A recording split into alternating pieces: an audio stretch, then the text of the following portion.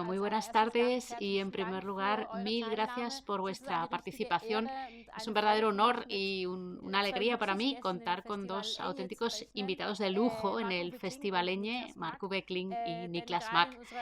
La verdad es que en esta realidad Zoom que estamos viviendo no se me ocurren mejores nombres y mejores voces para hablar del tema distopía y de un mundo dominado por la tecnología.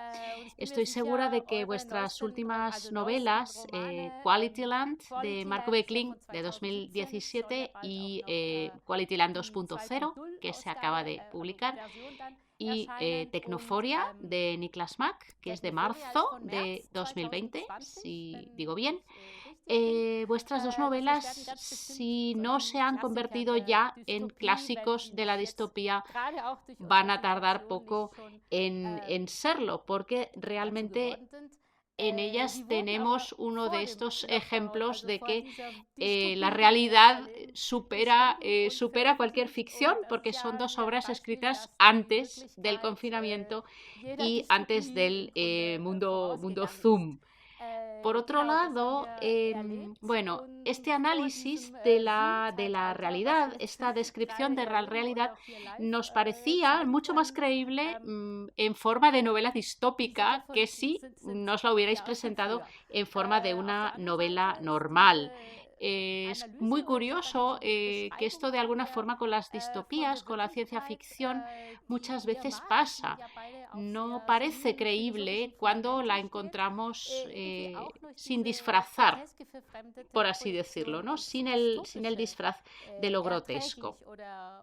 Es como si no fuera soportable si no nos la dan, si nos la dan envuelta. Si en forma de distopía parece que nos parece más realista. Y ahí viene mi pregunta. Entonces, los dos, que partís de una perspectiva muy filosófica, los dos habéis estudiado filosofía y en el fondo tenéis un enfoque muy crítico de la realidad. Escribís distopías, pero en el fondo parece que estáis escribiendo obras realistas. ¿Las distopías en general son literatura realista? Es decir, vosotros, sea general o particular, ¿escribís realista? Soll ich anfangen oder willst du? ¿Empiezo yo Sí, sí, empieza, por o...? favor. Was man, glaube ich, sagen kann, Creo que podríamos es decir geht que en muchos casos eigentlich um se die habla del Gegenwart. presente en las novelas de Ganz oft, ciencia glaube ich, in ficción. En Science-Fiction-Romanen, la also sátira, jedenfalls desde in der luego, y en mi Satire, libro also so también. jedenfalls in meinem Buch, Lo único es que este dass es nicht nur presente se ha als disfrazado de Science-Fiction ciencia verkleidet ficción y, como ähm, has dicho, und wie du se gesagt produce hast, dass cierto es efecto de so alejamiento eine Art que, al Verfremdungseffekt, seguir dass eben pensando, al extrapolar las durch das tendencias que ya Weiterdenken, das existen, Extrapolieren der hace Tendenzen, die visible es lo que schon está pasando gibt, en la actualidad. sichtbar macht, was gerade aktuell passiert. Insofern ist es En este sentido, si esa era tu pregunta, mi sicher libro eine trata del Analyse der presente, Gegenwart y mehr lo que noch es tut. más, no Also pretende es predecir el futuro. maßt sich nicht an, die Zukunft vorherzusagen. Ich Creo glaube, das que eso es ist unmöglich. imposible. Also man muss sich nur zurück in die Zukunft angucken und Solo hace falta echar la vista dann atrás y observar cómo se imaginaban en los 80 seltsamerweise la sich década en la in que den nos 80er encontramos Jahren ahora. die De esta manera, vemos que es ja, imposible imaginarse el vorgestellt wurden, futuro, um zu sino sehen, dass que es hablamos del unmöglich ist, sich die presente, Zukunft diría yo. vorzustellen, sondern es geht um die Gegenwart. Creo que hay dos aspectos interesantes. El primero, que cuando escribes te enfrentas al futuro en una carrera más intensa que lo acostumbrado en el pasado. Personalmente, con Tecnoforia intenté llevar al extremo todas esas tecnologías con las que nos relacionamos y pensé qué pasaría si mi personaje se encuentra ante la situación de que alguien escuche todas las grabaciones de Alexa de Amazon. Alexa es un sistema de altavoz que espía nuestras conversaciones y que después otras personas analizan para mejorarlo. Y claro que he disfrutado imaginando que podría salir mal. Y antes de publicarse el libro salió a la luz un gran escándalo. Alexa había hecho circular conversaciones privadas muy íntimas. En tal caso, uno se enfrenta a una realidad en la que los acontecimientos se precipitan. Otro aspecto muy interesante al escribir sobre todas estas tecnologías es que comprendes enseguida que lo que hacen con nuestros datos no es más que crear un relato sobre nosotros en base al cual podremos ser atacados en el futuro. Por tanto, cuando Google, Amazon y otras grandes tecnológicas analizan nuestros datos, buscan desvelar qué queremos ahora, qué querremos en 10 días o en un año. Es decir, lo que se genera es un clon digital de nosotros en el futuro y desde este futuro que analiza o en base a la conducta extraída del análisis de datos, somos en cierta medida atacados desde el futuro. Y ese análisis de datos que genera un zombi de nosotros se puede interpretar como un relato. Y esto me pareció interesante. Del futuro nos llega un relato de nosotros mismos sin darnos cuenta, en virtud del cual nos pueden manipular. Por eso nosotros como narradores claro que tenemos algo que ver con un relato anterior sobre nosotros que procede de un futuro inexistente. Y creo que narrativamente la gran pregunta es cómo tratamos esta cuestión, cómo desmontamos ese relato, incluso como ciudadanos, en este caso con instrumentos literarios, pero también políticamente.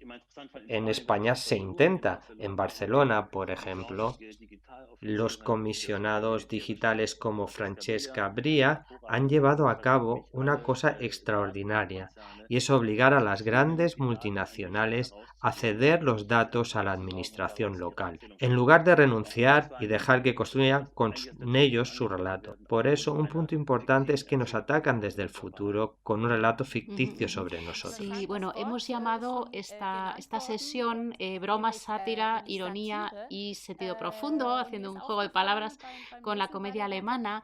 Y a mí al leer vuestras dos obras, vuestras distopías, me ha llamado la atención que tuvieran tan fuerte este elemento satírico, porque vuestras obras son satíricas, pero si pensamos así en la distopía clásica, en Zamiatin o en Huxley, etcétera, no tenemos este humor, ¿no? ¿Qué importancia tiene el humor? Porque no suelen ser tan humorísticas o no tan satíricas, es decir, no son obras con las que te ríes tanto, ¿no? Yo quería preguntaros qué función tiene el humor. ¿Es una decisión personal? ¿Es un poco vuestro gusto? ¿O podemos decir de alguna manera que, bueno, a estas alturas de la historia en las que estamos, bueno, pues no hay otra forma de representarla tampoco que a través de la ironía, ¿no? A través de la sátira? Justo la sátira, el humor es lo que hace quizá vuestras obras especialmente subversivas, ¿no? O sea, son mucho más subversivas por ser irónicas, ¿no? Bueno, ¿por qué?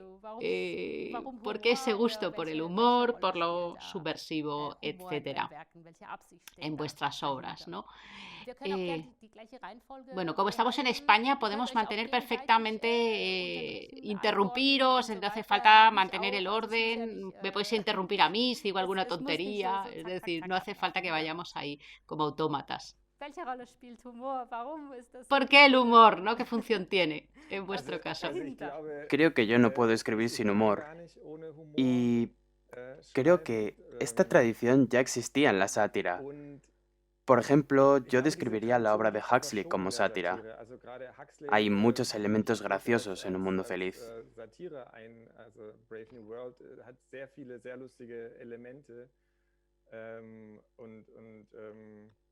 En este sentido, creo que no hemos inventado nada nuevo, sino que también había ya una gran tradición satírica en la distopía.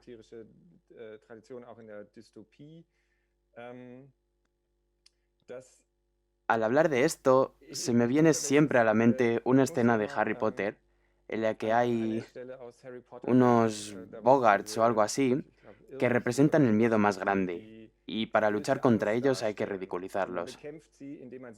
Me parece un ejemplo muy bueno de por qué la sátira puede ayudarnos, porque estos asuntos son imponentes, dan miedo. Cuando hablamos del futuro, no está solo todo el tema de la digitalización, las empresas que se quedan con nuestros datos, sino que también hay otras cuestiones como la crisis climática y demás. Estos temas pierden la gracia enseguida y pueden hacernos sentir indefensos, que no es algo que le guste a nadie, por supuesto. El humor lo que puede hacer en estos casos es, al ridiculizar una situación, también un problema, darnos fuerza para enfrentarnos a él.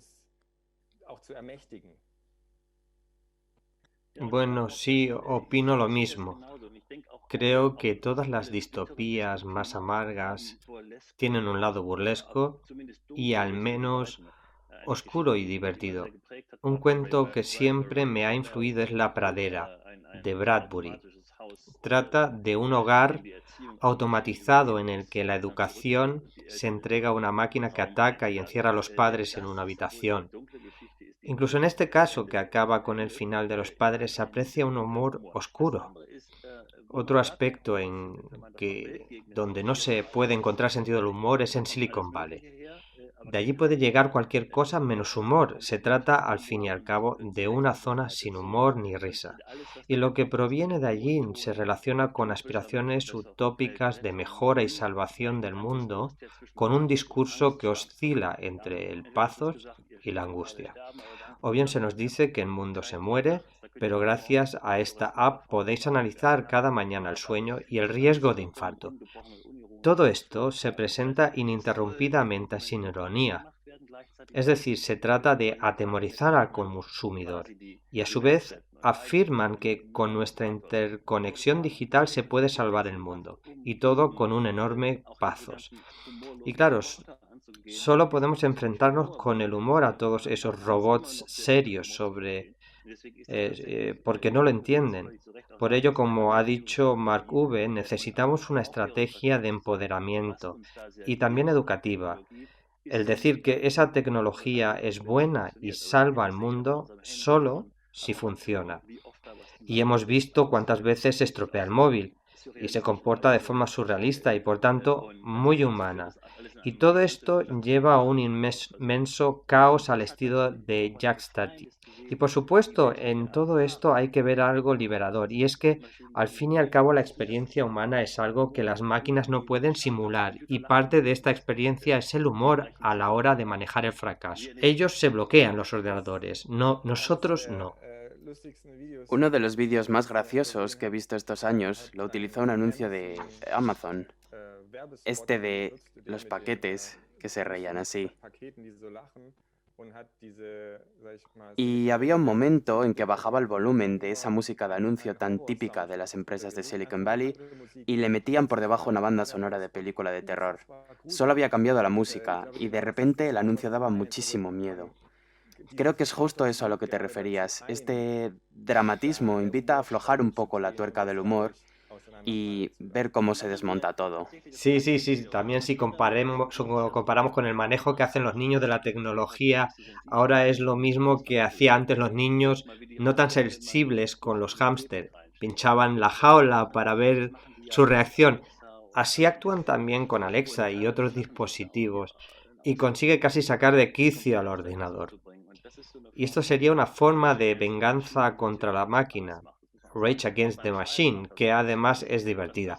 También al escribir es divertido pensar si en una fiesta un Tesla recibe la orden aparca en el garaje, pero no identifica una mesa delante, puesto que son incapaces de hacerlo. Ahí ya tiene su potencial el nombre para el slapstick, y esto, claro, no se puede dejar escapar, especialmente ahora que hay tan poco de lo que reírse en estas nobles tecnofantasías. Sí, claro, ¿no? Ya lo decía Heine, ¿no? La vida es tan fatalmente seria. Bueno, no me acuerdo exactamente cómo era, pero es tan seria que la única forma de aguantarla es combinarla con el humor, porque si no, bueno, esto no hay quien lo soporte sin estas estrategias. El humor, lo que pasa es que en vuestros casos no solo están esas situaciones descacharrantes, un poco de cine mudo, sino muchas veces también como comicidad del lenguaje, ¿no? Como juego, como diversión con el propio lenguaje. Y lenguaje, si pensamos un poco en las características teóricas de la ciencia ficción, ese cambio lingüístico muchas veces es prácticamente la primera belleza de la de la distopía, ¿no? De la ciencia ficción, ¿no? Siempre hay un neologismo, un nuevo uso, una especie de palabras nuevas que, bueno, no solo se refieren a realidades nuevas, y en Qualityland tenemos las pastillas de Azusagra, que es muy gracioso, pero suena como a Viagra, ¿no? O los Qualimonedas, y luego en Tecnoforia tenemos todo el léxico este de las ciudades inteligentes, pero bueno, luego hay palabras normales que significan otra cosa, por ejemplo, test o prueba.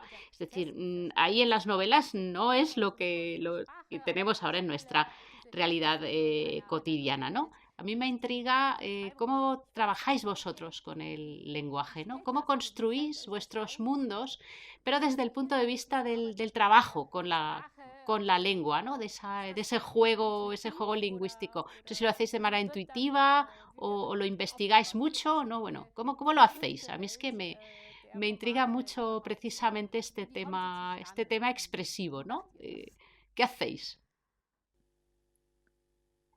Sí, bueno, Sí, vale, empieza tú. sí, bueno, también hay que decir que la creatividad lingüística por parte de las tecnológicas es tan grande que como humorista uno queda como aturdido y piensa, qué bien, cuando entra un SMS por la mañana que dice, tu sleep performance ha sido así, así, y uno piensa, ¿a quién se le ha ocurrido esta palabra tan buena? Sleep performance. Es lo más divertido y absurdo, pero nadie se lo puede tomar ya en serio, y es muy divertido recopilar este tipo de cosas. Y son en realidad expendedores de poesía estas máquinas. En este sentido, en el libro me he dedicado a recopilar expresiones reales. Por ejemplo, si nos caemos y el móvil lo detecta y dice, It seems you have taken a hard fall. Parece que has sufrido una fuerte caída. Entonces o pulsas SS o I felt but I'm okay, estoy bien. Pero I felt but I am okay suena a una balada romántica de The Smiths en los 80. En todo esto es increíble y absurdo. Y si se juntan bien todos estos factores, espero haberlo conseguido en el libro, se consigue esa comicidad. Cuando me dicen, he leído el libro y me parece fantásticas tus invenciones, tengo que decir que que no son mías, sino que solo he ido barriendo todas las cosas absurdas que suele haber por Silicon Valley. Exacto, tienes toda la razón. Es cierto que crean un nuevo idioma, también, en cierto modo, un idioma de las máquinas. Siempre me han fascinado las situaciones tan absurdas que pueden producirse al hablar con máquinas, y es algo que podemos vivir ya. Todos conocemos lo que es llamar a una línea de atención telefónica, hablar con la máquina, y lo absurdo que puede llegar a ser cuando no te entiende.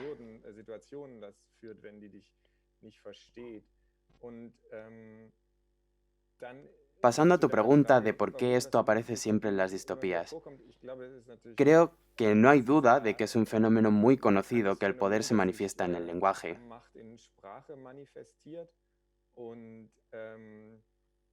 También en el discurso. En ese sentido, es lógico que también se refleje en el libro.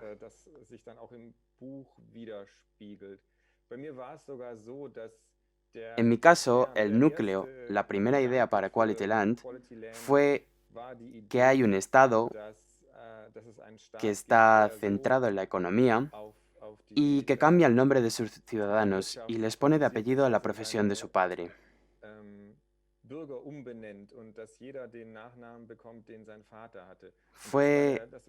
Ese primer juego de palabras fue la idea principal de Qualityland. Y fue eso lo que llevó a todo lo demás. Yo no quería escribir un libro sobre tecnología, simplemente pasó porque pensé, vale, entonces lo ambiento en el futuro, y si lo ambiento en el futuro pasa esto, después esto otro. Yo, por ejemplo, en parte he trabajado en mi libro con programadores de algoritmos lingüísticos. Y creo que lo interesante, que incluso estuve en Japón con un fabricante de androides y me gastó la broma de mandarme correos electrónicos escritos por algoritmos.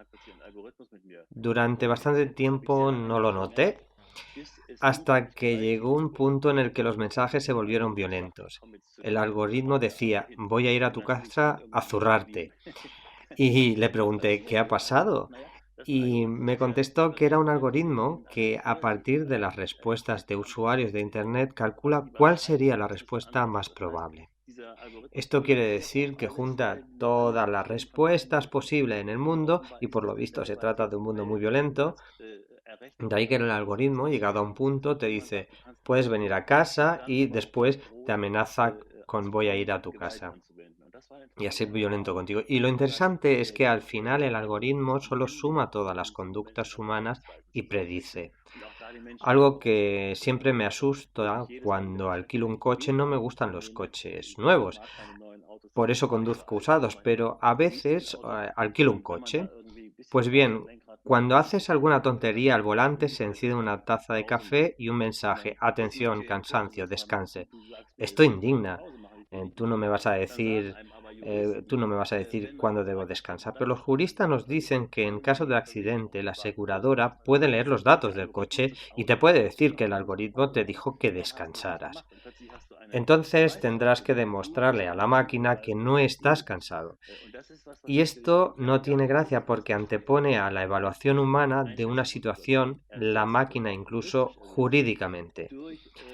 Nos reemplazan máquinas que analizan nuestra conducta, pero no se desvela en base a qué se nos evalúa, qué axiomática se nos aplica para afirmar que estamos cansados y no podemos conducir, por ejemplo.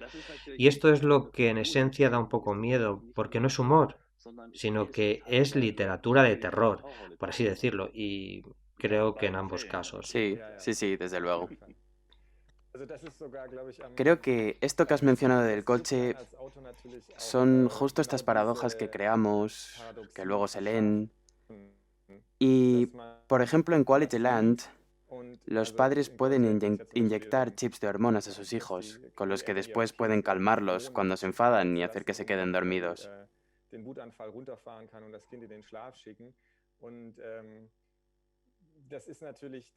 Es justo este giro que tanto nos gusta producir, el que al leerlo por primera vez como padre piensas, ¡buah! Ojalá existiera eso. E inmediatamente después, pero es terrible lo que estoy diciendo. Sí. Bueno, sí. Es que es muy gracioso. ¿Sois muy lectores de ciencia ficción, de distopías o igual pelis, ¿no? A lo mejor veis mucho cine o muchas series o no. ¿Os influye? ¿No os influye? Eso, bueno, me inspira curiosidad y cómo os relacionáis con esa tradición que, bueno, ya es muy larga, ¿no? De distopía, sátira, ciencia ficción. ¿Qué leéis?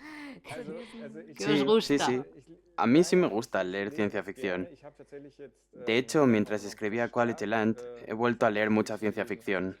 Me gusta mucho, hay muchos libros muy buenos.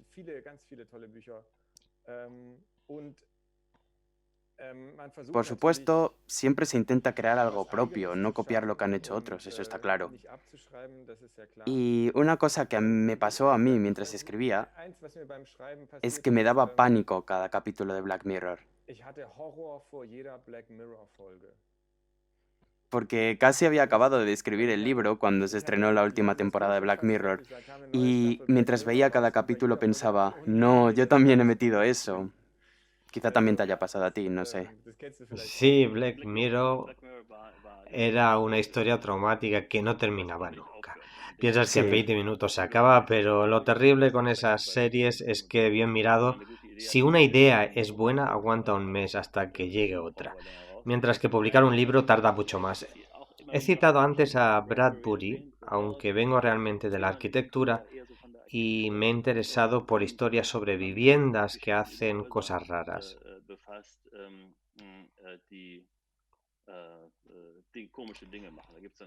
Existe una gran tradición al respecto a estas viviendas y con libros fascinantes que uno no sabe muy bien si son una completa utopía o distopía, como el de Willy Lily-Adam, un autor francés que escribió una novela y está un tanto olvidado, y con razón.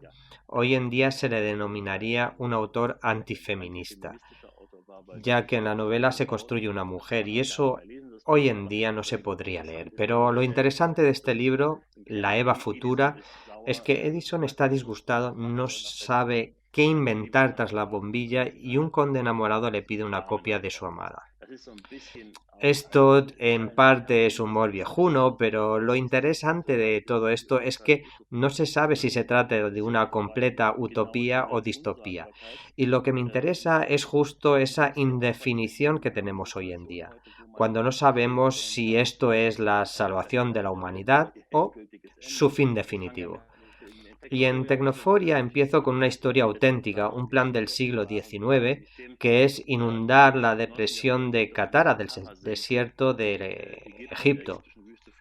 Un terreno de 100 por 100 kilómetros con más de 100 metros de profundidad. Los que están a favor dicen que sería genial.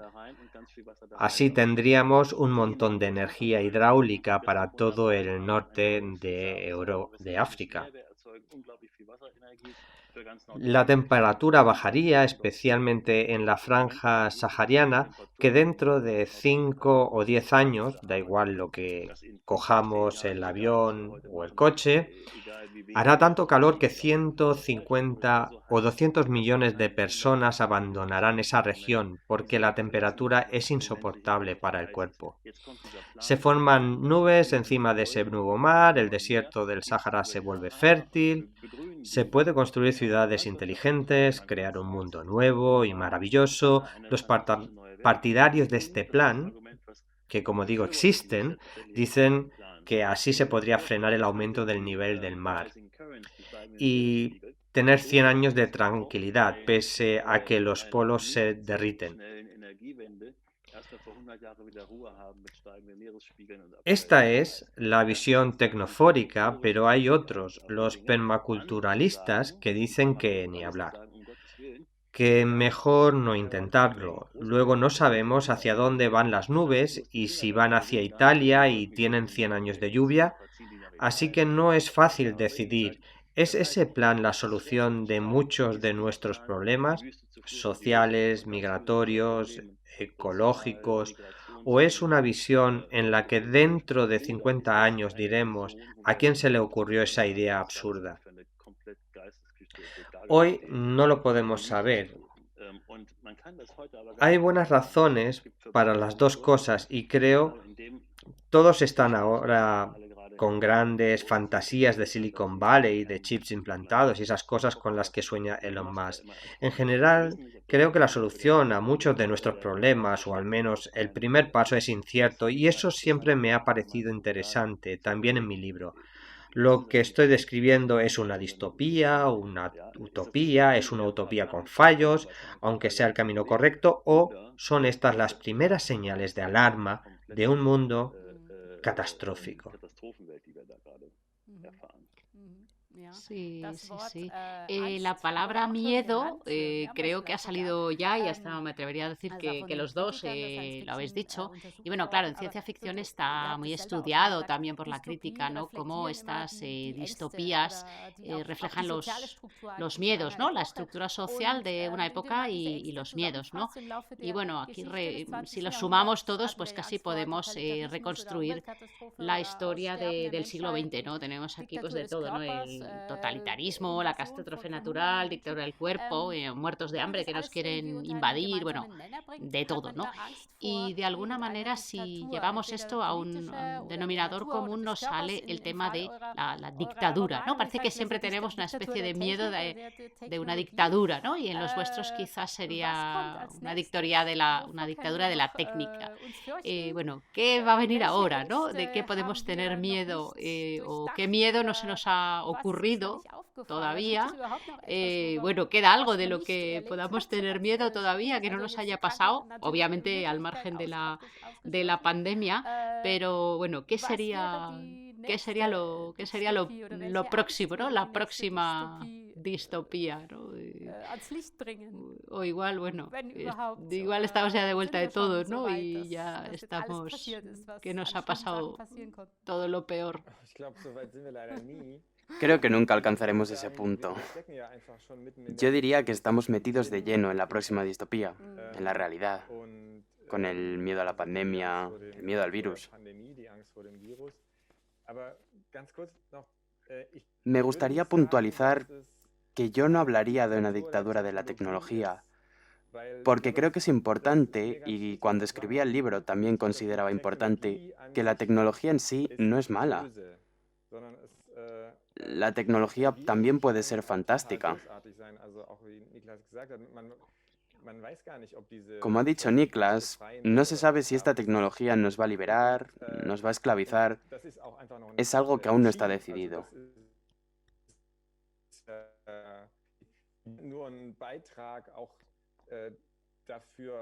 La contribución sería no llevar a la práctica todo sin pensar, sino reflexionar sobre cómo ponerlo en práctica. Por supuesto, no se trata en absoluto de volver a la edad de piedra, sino que quizá también puede ser bueno que la tecnología, quizá, como has dicho, sea necesario en algún momento inundar el desierto, porque es la única manera de dominar la crisis climática.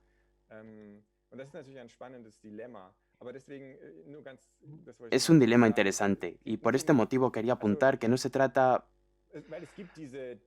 Porque existen estas historias sobre la dictadura de las máquinas como Matrix, Terminator y similares, pero no me han interesado nunca como cuestión filosófica, porque la respuesta a la pregunta ¿quieres que te domine la máquina mala? Es no.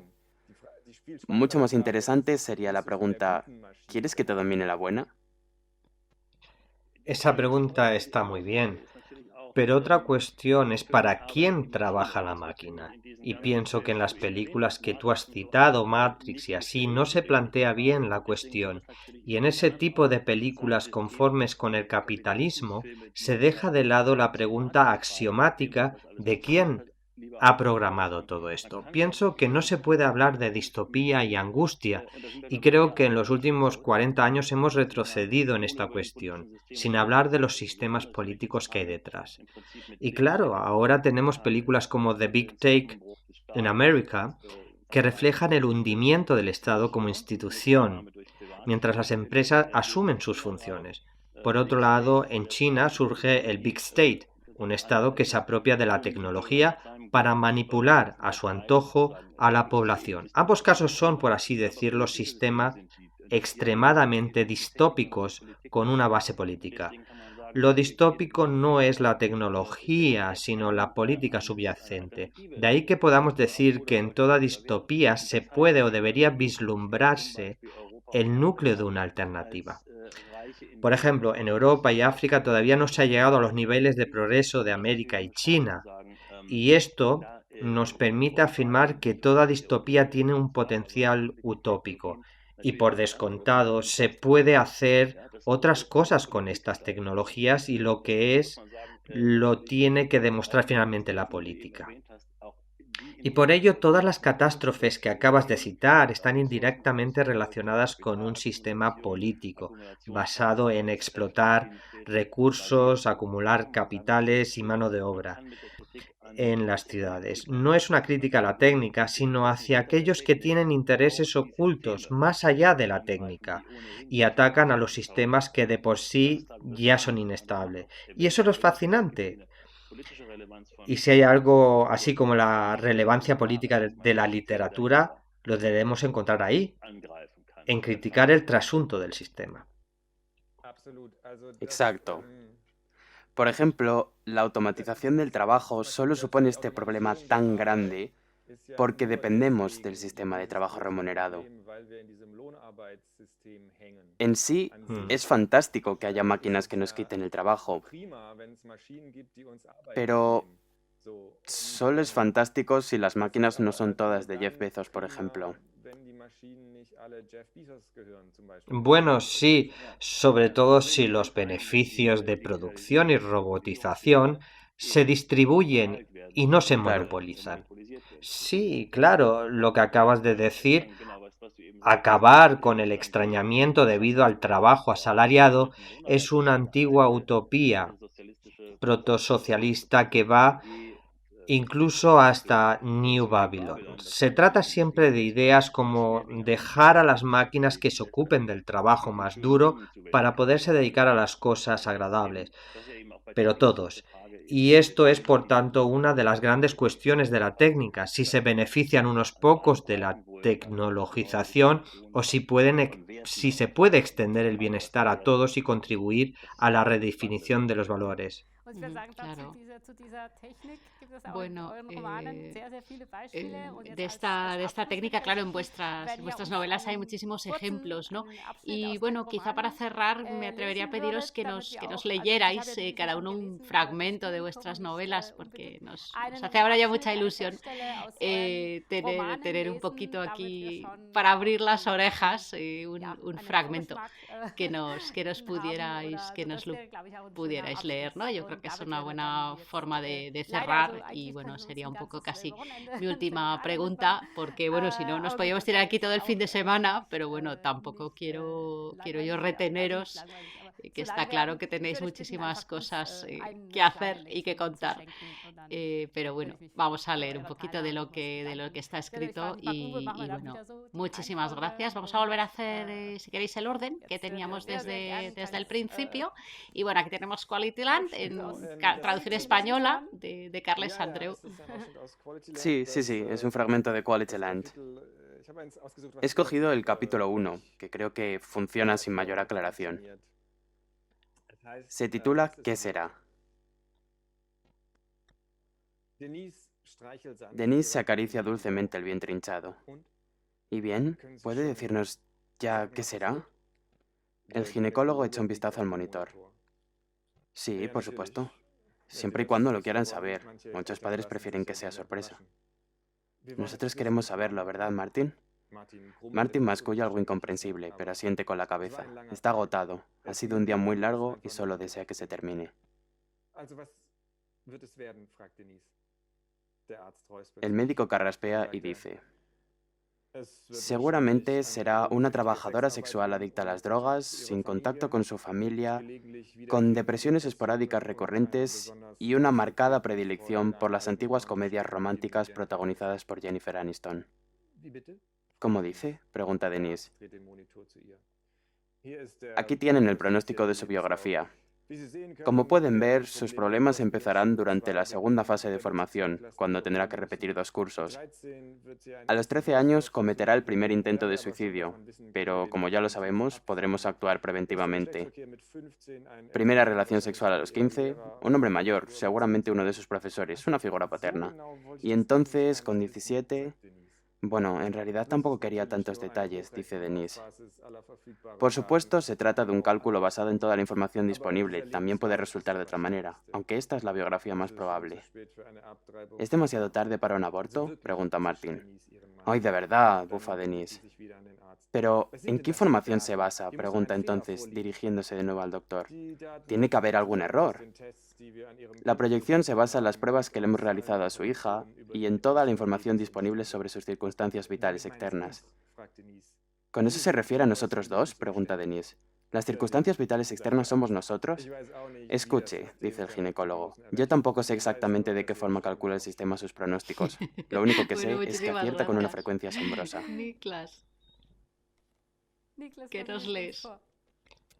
Leeré algo de la mitad del libro, un fragmento en el que aparece el edificio piloto. El protagonista está ahí y tiene cosas que probar. El edificio piloto estaba a media hora de la ciudad, al sur, en unos terrenos que habían pertenecido al ejército. De ahí que estuviera prohibido bañarse en el lago, como también lo estaba internarse en el bosque dentro de la zona restringida. El edificio servía para mostrar las nuevas tecnologías de Smartville a los clientes que aparecían por ahí. Los recogían en coches robotizados y así eran conducidos hasta la entrada en lo que ya debía ser un primer clímax. Los coches sin conductor aún estaban en fase de desarrollo. Ya habían recorrido, según Driessen, muchos kilómetros sin ningún fallo, si bien no habían dejado de producirse incidentes puntuales. Un vehículo interpretó como una sombra un trolley que un ingeniero se dejó frente al edificio piloto y le pasó por encima La maleta se abrió y fueron planeando hasta el suelo un cepillo de dientes, una afeitadora, calzoncillos y preservativos. Durante la última demostración, el coche lo había reconocido todo bien, pero había fallado el mecanismo de la puerta. Driesen le había dicho abrir, pero el coche... No te he entendido, por favor, repite la pregunta. Driesen, abrir puerta. El coche con maligna voz metálica. ¿Deseas abrir puerta? Driesen, sí, abriendo puerta. Más allá de producirse un sonido que recordaba a una cucaracha arañando el fondo de un puchero vacío, no sucedió nada. Con toda la delegación allí parada, contemplando expectante la cara de koala del vehículo, tras cuyos cristales tintados se veía a Dresden, sudando y tocando botones y zarandeando la puerta. Enfrente proyectaban una película de una tortuga que buceaba en un mar de color turquesa de alguna parte. Y el coche seguía sin hacer nada, como un animal que se sabe culpable. Por fin la puerta se abrió de golpe la puerta, y Driesen salió catapultado a los pies de un chino boquiabierto. Los coches se comportaban de un modo cada vez más raros. Pronto iba a tener que investigar en detalle ese comportamiento, como el de los animales salvajes que ahora estudiaba en su tesis. Ahora todos los coches estaban enchufados al puerto de carga, como perros frente al supermercado. La tormenta los había cubierto con una capa de nieve, las cámaras estaban ciegas y con ese tiempo ni cabía plantearse conducir. A lo lejos se oía aullar un animal. Hacía algunos años que habían vuelto del este los lobos. Bueno, muchísimas gracias a los dos. Ha sido un gusto hablar con vosotros. Y bueno, a mí casi me da pena que Igualmente. se nos haya terminado el tiempo, pero bueno, realmente solo repito los saludos Zoom desde el estado de alarma. Yo espero que haya una próxima vez en menos distópicas circunstancias para seguir hablando con vosotros, porque realmente ha sido un lujo y un gusto. Muchísimas gracias. Sería genial, muchas gracias. Muchas gracias. Muy bien. Bueno, pues nada. Hasta la próxima. Chao. Hasta la Adiós, hasta próxima. pronto. Chao, Chao, chao. Adiós.